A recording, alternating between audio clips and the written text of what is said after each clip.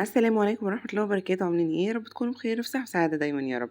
النهارده انا حابة اتكلم معاكم عن البوس السلم اللي هو بيسهل عليكي عملية ان انت تعودي الطفل على الحمام ذات نفسه، بدل البوتي الصغنن اللي بتضطري تفضيه في الحمام. البوت السلم ده بيسهل عليكي كتير فعلا، بيخلي الطفل يحس ان هو خلاص كبر، بيتعامل زي الكبار، يعني بيخش الحمام ذات نفسه. ما بيزهقكيش انتي في الحوار. هو بيجي الاول كده في كرتونة متفصص، وانتي اللي بتركبيه. انا كنت بخلي بنتي تحاول تركبه معايا.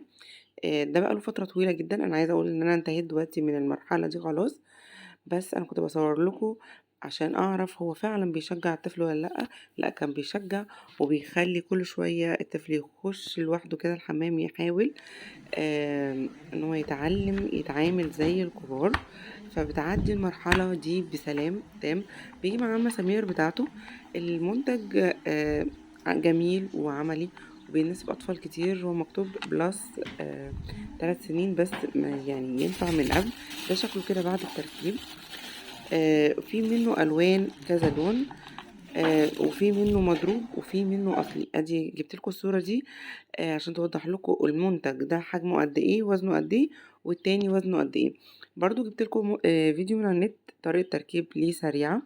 هو حلو جدا وعملي. انصح اي ام بتمر بالفترة دي انها تجيبه، وبلاش البوت التقليدي خالص. المنتج فيه منه الوان كتير، بس ده يعتبر اكتر نوع منتشر في السوق.